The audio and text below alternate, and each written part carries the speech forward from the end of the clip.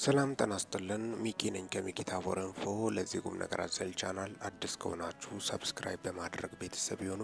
ሰሞኑን በወልዲያ ዙሪያ በወሎ ውስጥ ምንድነው ተፈጠረው? እስኪ አብረን የምናየው ይሆናል። በአማራ ክልል ሰሜን ወሎ ዞን ጉባ ላፍቶ ወረዳ ቅዳሜ መስከረም 17 2018 ዓ.ም በጤና ጣቢያው ላይ በተፈጸመው የድሮን ጥቃት ነፍሰ ጡር እናትን ጨምሮ የአራት ሰላማዊ ሰዎች ሕይወት ሲያልፍ 10 በላይ ሰዎች ደግሞ መቁሰላቸውን የዓይን እማኞችና የሕክምና ምንጮች ለሚዲያ ተናገሩ። ጥቃቱ ከዞኑና ከወረዳው ዋና ከተማ ወልዲያ 20 ኪሎ ሜትር ርቀት ላይ በምትገኘው ሳንቃ በተባለች የክላስተር ከተማ በሚገኝ ጤና ጣቢያ ላይ ከቀኑ 6 ሰዓት አካባቢ መፈጸሙን አራት የዓይን እማኞችና የአካባቢ ነዋሪዎች ተናግረዋል። የዞኑ አስተዳደር ስለ ጥቃቱና ስለ ደረሰው ጉዳት ለመናገር እንደማይችል ለሚዲያ ተናግሯል። በስፍራ የነበሩ የጤና ጣቢያው አንድ ባለሙያ መሳሪያው በዋናነት ፊት ለፊት በሆነውና ታካሚዎች ተኝተው በሚታከሙበት 5 ቁጥር በተባለ ክፍል ላይ ማረፉን ተናግረዋል። ከጥቃቱ እንደተረፉ የተናገሩት የጤና ጣቢያው ባልደረባ ጥቃቱ የደረሰበትን ቅጽበት ሲገልጹ ምንም ራሴን አላውቅም፣ መሬት ተሰንጥቆ የዋጠን ነው መሰለን፣ ከጎን የነበሩት ሲወድቁ እኔን እግዚአብሔር ነው የገለለኝ ሲሉ እማኝነታቸውን ሰጥተዋል። ፍንዳታውን ሰምቶ በፍጥነት አካባቢው ላይ መድረሳቸውን የተናገሩ ሌላ የዓይን እማኝ ጤና ጣቢያ ውስጥ የነበረ የቤተሰብ አባላቸው ከጥቃቱ መትረፉን ገልጾ ዘግናኝ ሁኔታ መመልከታቸውን ለሚዲያ ተናግሯል። ወከባና ተጨማሪ የጥቃት ስጋት በመፈጠሩ በደመ ነፍስ የደማውም የተመታውም እየተዛለለ ነው የወጣው ሲሉ ክስተቱን ተናግሯል።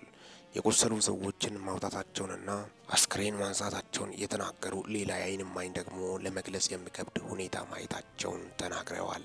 ፍንጣሪው እንደ አሸዋ ነው፣ እንደ እሳት ነው የሚያቃጥሉ ያሉት በሕይወት የተረፉ የጤና ጣቢያው ባልደረባ ጤና ጣቢያው ክፉኛ መጎዳቱን ሲገልጹ ከ5 ቁጥር ጀምሮ እስከ 7 ቁጥር ድረስ የለም ሲሉ ተቋሙ ክፍሎች መፍራረሳቸውን ገልጸዋል። ሚዲያ የተመለከተውና በገለልተኛ አካል ማረጋገጥ ያልቻላቸው ፎቶግራፎችና ቪዲዮዎች ጤና ጣቢያው ላይ የደረሰውን ጉዳት ያሳያሉ።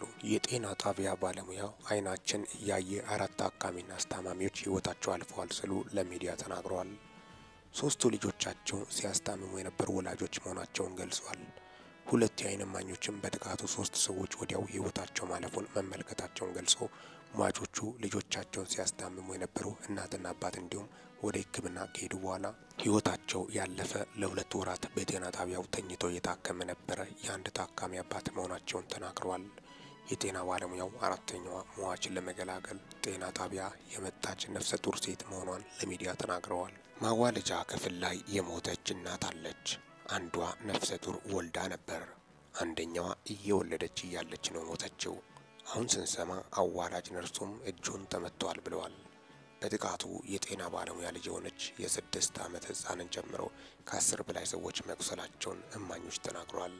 ከነዚህም መካከል 8 የሚሆኑት ቁስለኞች የጤና ጣቢያው ባለሙያዎች መሆናቸውን ገልጾ ከ2 ቀናት በኋላ ሰኞ ዕለት መንገድ ሲከፈት ቁስለኞች ወደ ወልዲያ ሆስፒታል መወሰዳቸውን ተናግረዋል። የጤና ጣቢያውን የጽዳት ሰራተኛ ጨምሮ 6 ሰዎች ለሕክምና ወልዲያ ሆስፒታል መግባታቸውንና ከባድ ጉዳት ያጋጠማቸው 3 ቁስለኞች ቀዶ ሕክምና እንደተደረገላቸው የሚዲያ ምንጮች ተናግረዋል። ጥቃቱ ሲፈጸም በመንግስት ኃይሎችና በፋኖ ኃይሎች መካከል ከተማ ውስጥ ግጭት እንዳልነበር የገለጹት ነዋሪዎች፣ ይሁን እንጂ በወልዲያ ዙሪያ ባሉ አካባቢዎች በተለይም ጥቁር ውሃ በተባለው አካባቢ ከባድ ግጭት እንደነበር ተናግረዋል።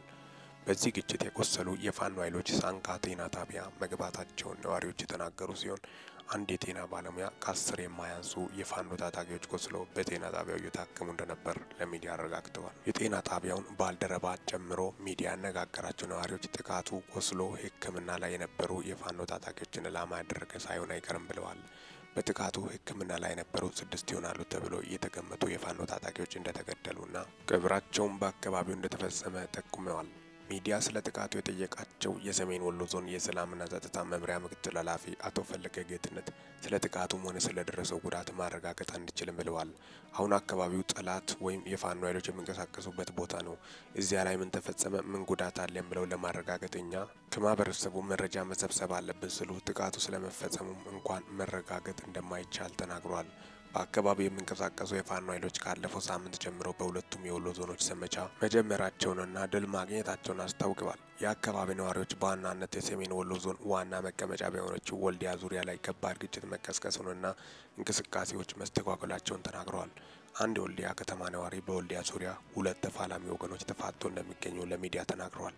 የፋኖ ኃይሎች ከፈት ነው ያሉትን ዘመቻ በሚወራው ልክ አይደለም ሲሉ የተናገሩት አቶ ፈለገ ትልቁ መስመር በሆነው የባህር ዳርና ጎንደር መውጫ ጥቁር ውሃ አካባቢ ግጭቶች መከሰታቸውንና መስመሩ በፋኖ ኃይሎች ለቀናት መዘጋቱን ተናግረዋል። ከወልዲያ ከተማ በቅርብ ርቀት ላይ የምትገኘው ሳንቃ ከተማ ሐሙስ መስከረም 15 2018 ዓ.ም ከሰዓት ጀምሮ በፋኖ ኃይሎች ቁጥጥር ስር መሆኗን ነዋሪዎች ተናግረዋል። የሳንቃ አካባቢ ማህበረሰብም ከፍተኛ ፍርሃት ውስጥ እንደሆነ ነዋሪዎች ተናግረዋል። ፈርተን መድኃኒት እንኳን ማውጣት አልቻልንም፣ ምክንያቱም ድሮን ይዞራል። ትናንትናም ሲዞር ነው ያለው። እሱም የፋኖ ኃይሎች እዚህ ናቸው፣ ምን እንደምንሆን ግራ ገብቶናል ስሉ አንድ ነዋሪ ያሉበትን ሁኔታ ገልጸዋል። ሌላ ነዋሪ ደግሞ ሰው ሲወጣ አይታይም፣ አይንቀሳቀስም፣ በጣም የሚያስፈራ ነው፣ አስቸጋሪ ሁኔታ ውስጥ ነው ያለ ነው በማለት ያሉበትን ሁኔታ ተናግረዋል። አጠቃላይ እንግዲህ በአማራ ክልል እጅግ አሳዛኝ መረጃዎች ናቸው። በዚሁ በጤና ጣቢያ ላይ በተፈጸመው ጥቃት ባለፈው በዚሁ ራሱ በሚዲያችን በተለያዩ አካባቢዎች ላይ ምንድነው የተፈጠረው በሚሉ ዙሪያ በተለይ ከወደ ወልዲያ ወሎ መስመር ላይ እጅግ አሳዛኝ የተኩስ ልውውጥ እንደነበረና ከፍተኛ ውጊያዎች እንደነበሩ ጀምረም ነው። ከዛ በኋላ ግን በዚሁ ጤና ጣቢያ ላይ በዚሁ ውጊያ ቆስሎ የገቡት የፋኖ ኃይሎች ላይ እርምጃ ለመውሰድ መንግስት በፈጸመው ጥቃት ነው በማለትም ነው እንግዲህ እዚሁ ላይ ንጹሃኖችም አንድ ላይ የሞቱት። በዚሁ ደግሞ ሆስፒታል ላይ ከገቡት 6 ፋኖችም በዚሁ ጥቃቱ ህይወታቸው ማለፉ ነው የተሰማው። እንግዲህ አካባቢዎች ላይ ያዘን ድባብ ሁሉም አካባቢ በተለይ በወልዲያ ዙሪያ ባሉ ስፍራዎች ላይ ከፍተኛ ስጋትም እንዳለ ጭምርም ነው።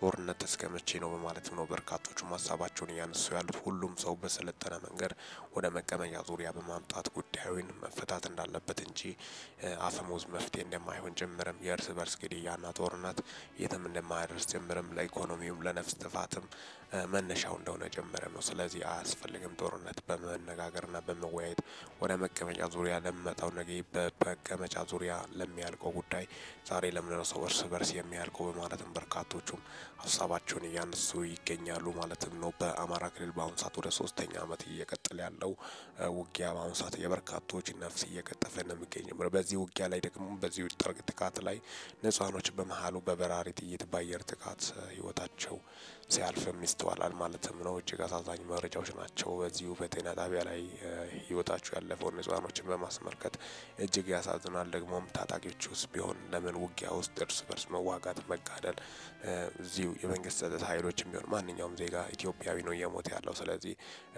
ትግሉ ምን አይነት ነው?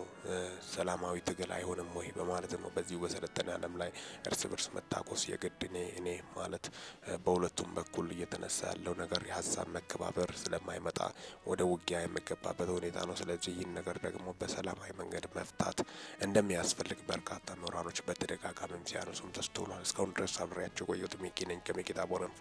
ይህንን ቻናል ሰብስክራይብ በማድረግ ወቅታዊ አጫጭር መረጃ አግኘው። ሰላም ቆዩልኝ።